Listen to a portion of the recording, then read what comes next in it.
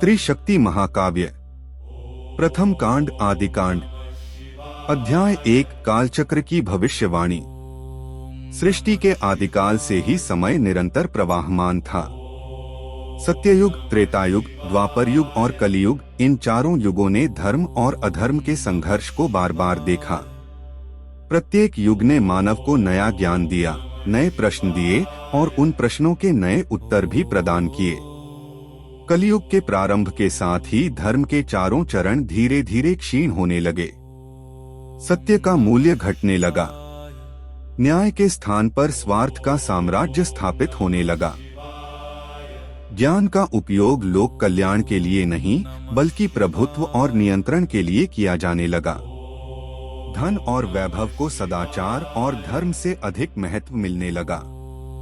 फिर भी पृथ्वी पूर्ण रूप से अंधकार में विलीन नहीं हुई थी।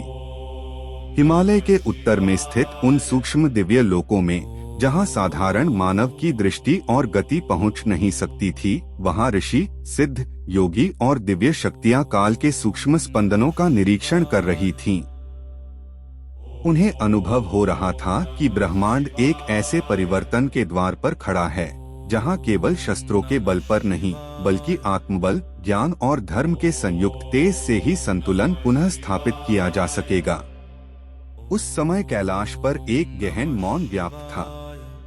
भगवान महादेव समाधि में लीन थे। माता पार्वती उनके समीप ध्यान मग्न थीं। नंदी अचल भाव से खड़े थे। गण शांत और स्थिर थे। उसी क्षण काल के सूक्ष्म प्रवाह में एक अद्भुत परिवर्तन हुआ। महादेव ने धीरे धीरे अपने नेत्र खोले। उनके त्रिनेत्र से प्रकट दिव्य तेज से समस्त दिशाएं प्रकाशमान हो उठीं। माता पार्वती ने शांत स्वर में पूछा, नाथ, आज विश्व की नाड़ी में ऐसा असाधारण कंपन क्यों अनुभव हो रहा है? महादेव मंद मुस्कान के साथ बोले, देवी, कालचक्र ने एक और नया मोड़ ले लिया है। अधर्म पुनः अपना विस्तार करेगा।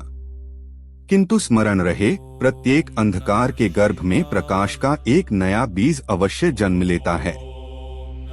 उसी क्षण ब्रह्मलोक, वैकुंठ और कैलाश, इन तीनों दिव्य शक्ति केंद्रों में एक साथ सूक्ष्म प्रकाश तरंगे उत्पन्न हुई। सृष्टि के अनगिनत ऋषियों ने उस दिव्य संकेत का अनुभव किया।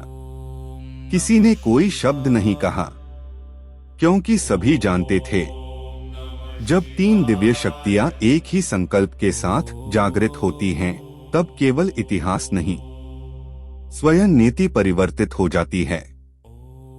पृथ्वी पर किंतु सब कुछ सामान्य ही दिखाई दे रहा था। मनुष्य अपने अपने जीवन में व्यस्त थे। राजनीति, व्यापार, विज्ञान, युद्ध, लोभ, भक्ति, प्रेम और छल, सब कुछ एक साथ चल रहा था। परंतु उसी दिन किसी अज्ञात स्थान पर एक अज्ञात परिवार की नियति में एक अदृश्य लेख अंकित हो चुका था।